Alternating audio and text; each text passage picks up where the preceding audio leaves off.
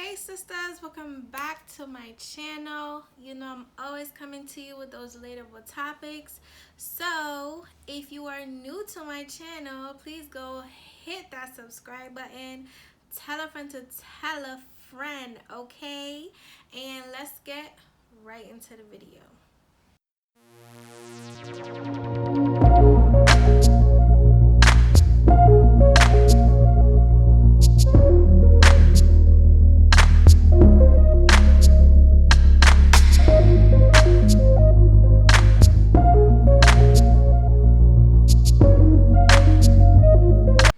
Let's get right into it, okay? If I seem like I am being slow today, just bear with me guys, because I've been going through some rough couple of days, but I'm staying focused, and work needs to be done. So let's get right into the topic. Today we're going to talk about a topic that all of us can relate to. We're going to talk about cheating, okay? Now, so far I've heard some pretty interesting stories of cheating, infidelity, the whole nine. But what I want to make clear to you guys is people cheat because they feel like they have to, not because they want to. And I know you're probably like, what the heck is she talking about? But if you really think about it, when you ask a partner why they're cheating on you, they have no clue, right? They don't know, because they're doing it because they feel like they have to do it to sometimes prove a point, or to feel validated, to feel needed. When you think about cheating, people cheat because they have an insecurity that they're dealing with, right? They feel less than. They're having a struggle with understanding that the love that they want in the relationship and self-love is two very different things. So in order to accommodate for the two, people cheat, okay? People cheat. um who doesn't want to feel needed and wanted in their relationship, right? So cheating is like a scapegoat for that. Cheating allows someone to explore the options of feeling needed and wanted by anybody they want, instead of the one person that their heart desires. It's kind of like a psychological trip. And people do that to themselves without even realizing it. If you want to be technical, it's almost like a survival mode. Cheating is like a survival mode. Now, I know you're probably like, what is she talking about? But just stay with me. Stay with me, okay? I'm going to make sense of it all. You know, we tend to feel empty inside and lost and confused and depressed when our relationships are not working out the way that we had hoped, especially when it's a relationship when you've given your all to, when you've tried your best and you felt like you exceeded the expectations and standards of your relationship. But here's the bottom truth of it all, or the bottom line of it all, okay?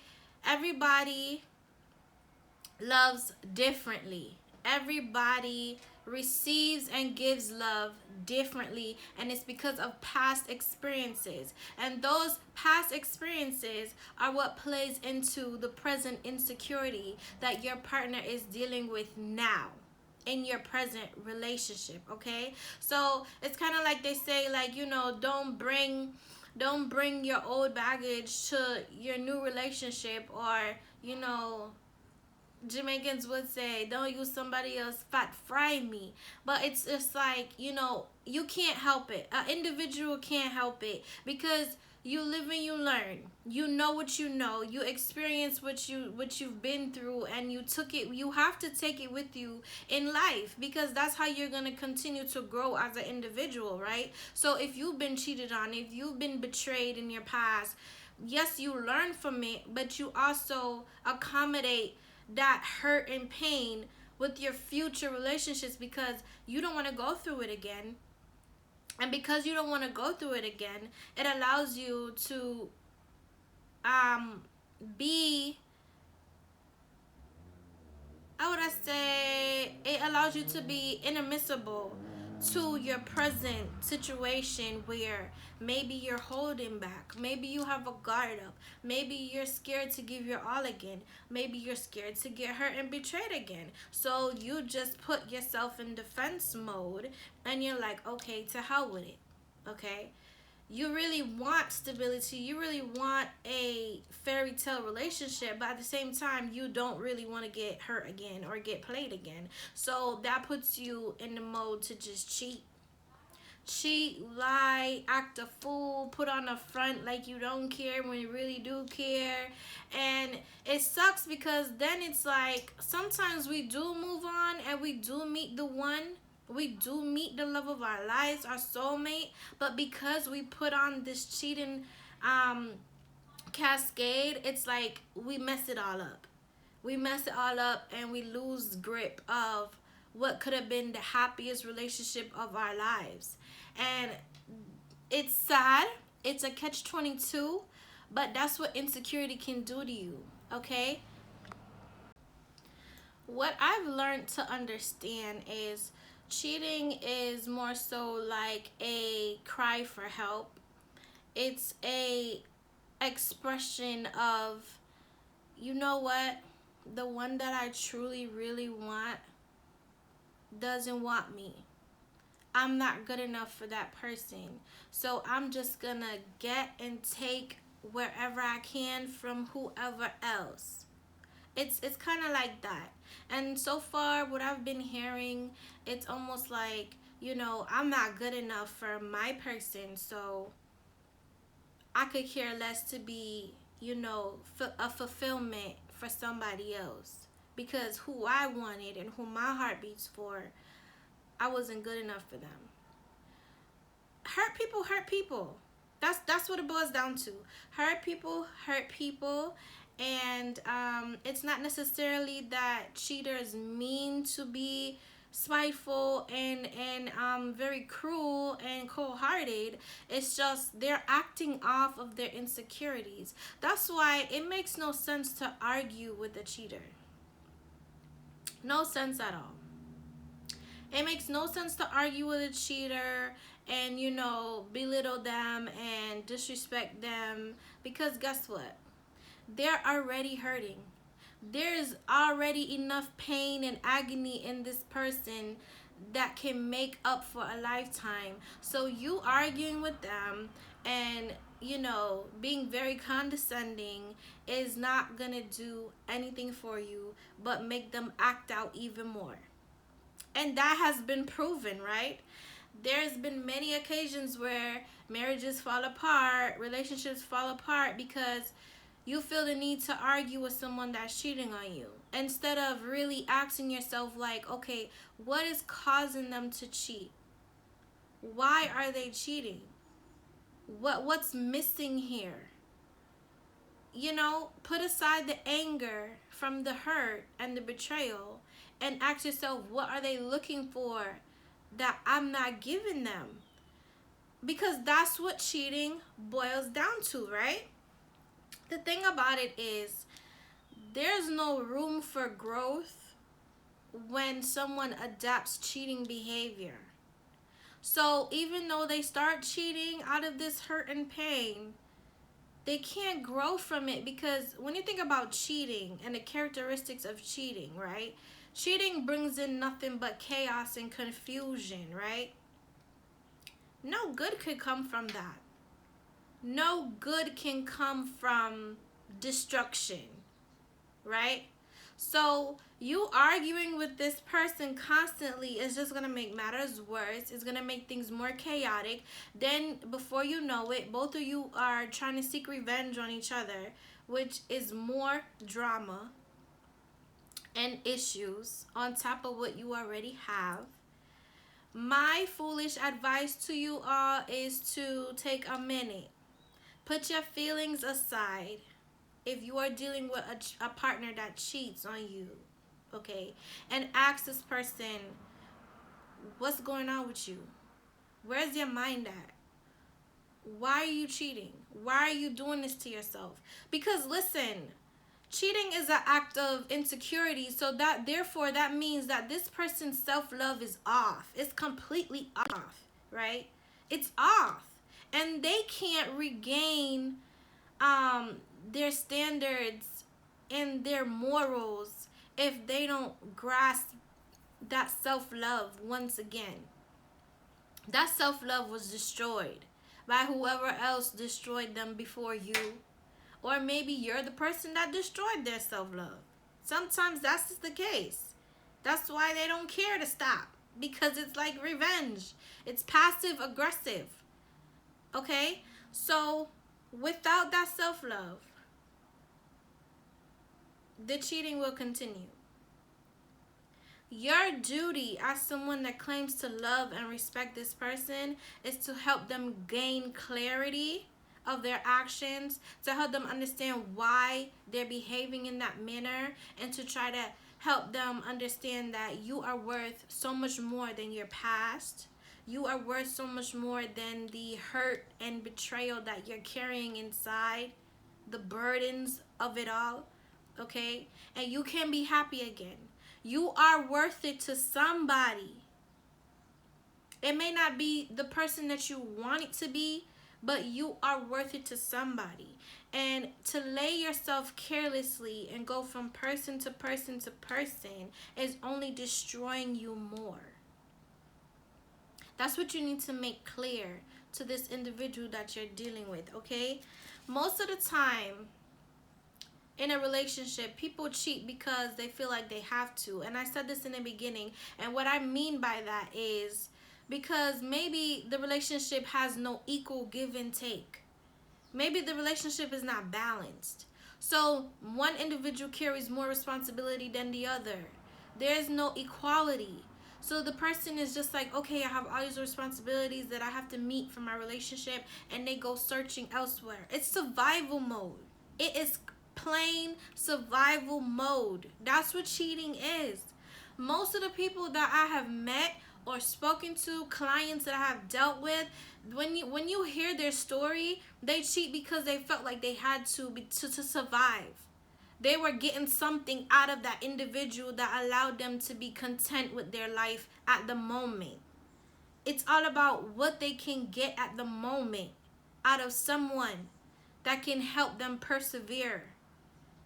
I'm not saying it's healthy or it's a good thing, but it's the truth. That's why people cheat. That is exactly why people cheat. You know, arguing with them, tearing them down, turning your back on them, you're wasting your time. Because guess what? They have to get to a point where they want better for themselves. They have to get to a point where they're sick and tired of being sick and tired. They have to get to a point where they realize that they're on a path of self-destruction and want to change it off of their own. You can't make them change. You can't make them stop. They have to want to do that on their own. And that is the reality of it all. The reality of it all. And I will say this before I end this video: love doesn't depend on whether somebody cheats on you or not. If you truly love someone and adore them, then there should be no reason why you turn your back on them. Because if you think about it, if they're already acting out in this manner, what will happen to them when you turn your back on them? They will spiral out of control. Now, if you know it's a situation where you're the one being cheated with, and you know that it's just like a situation of, you know, temporary, you just getting what you could get out of the person, and you know it's not love or a relationship, then that's different. But I'm talking about all the women out there that are in relationships right now, committed relationships that mean the world to you, and your partner keeps cheating and you don't know what to do. You're losing your mind, and that person is sitting back watching you lose your mind because they know that they are just as broken as you are. I'm talking to those people. It comes down to a matter of mental health, okay? And how you react to the cheating contributes to that. So if you care about your person, put your feelings to the side, get a grip. There's a saying, don't fall in love, stand in love. And at this point, that's what you need to do. Stand in love with your person. Sit them down and say, listen, okay, you're cheating. Why? What can I do to make it better for you? Why do you feel like you're not good enough? Why do you feel insecure? What can I do to meet you halfway? To lift this burden off of you? To make you love yourself again? To make you realize that you are loved and you are worth what you desire. You're worth it all and you deserve more. What ask them, what do I need to do? Sometimes it just takes a matter of swallowing your pride and saying sorry even when you disagree. Even when you feel like you're not guilty, you didn't do nothing to this person. Even if so, just say, okay, honey, I'm sorry. Because that's what love is. Love is accommodating your person's mental, spiritual, and emotional health. That's what love is. Love is not hitting below the belt, seeking revenge, being spiteful. Okay, to hell with you. I don't want you no more. You're a dog. You're a trick. You're this, that, and the third. No. That's not love. And you can never say that you love someone and do that to them when clearly their behavior is showing you that they're crying out for help. They're reacting impulsively on insecurities that either was developed from their past relationships or developed with you. So the choice is yours. You can be lonely for the rest of your life because that's what's going to happen. Because if you're going to leave every person that cheats on you and not get to the root of the issue, yeah, you're going to be lonely for the rest of your life. And vice versa. The cheater will be lonely for the rest of their life too. Because they're just going around creating chaos and destruction. And let me tell you, what you put out in the atmosphere, that's what you're going to receive back. You wake up every day, you put out karma, you put out bad energy, you put out destruction and chaos and just sick mentality, okay? You're going to get it back 10 times fold. And you're going to wake up one day feeling so heavy and defeated and wonder why you feel that way. Because that's the type of energy you're putting out into the world, into the atmosphere. Guys, I humbly come to you, okay, as a woman that has been cheated on too, okay?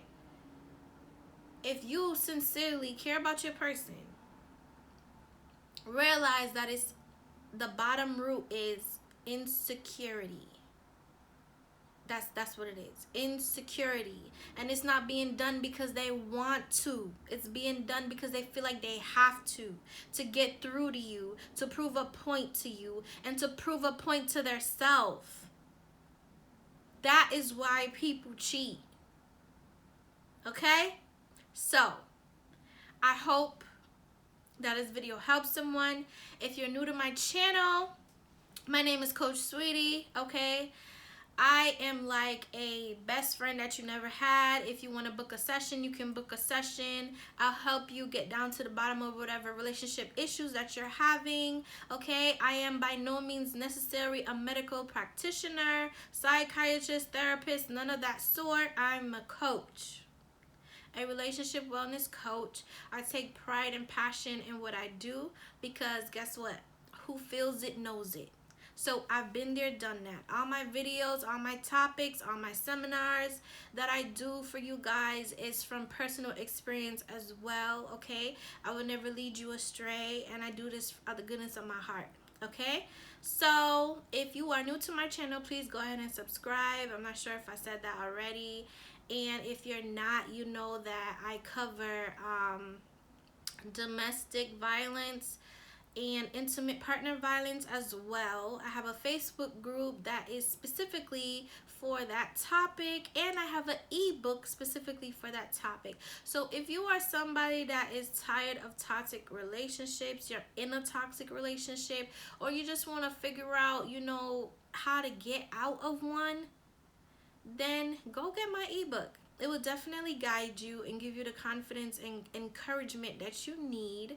Everything is in the description box down below. Until next time, God bless.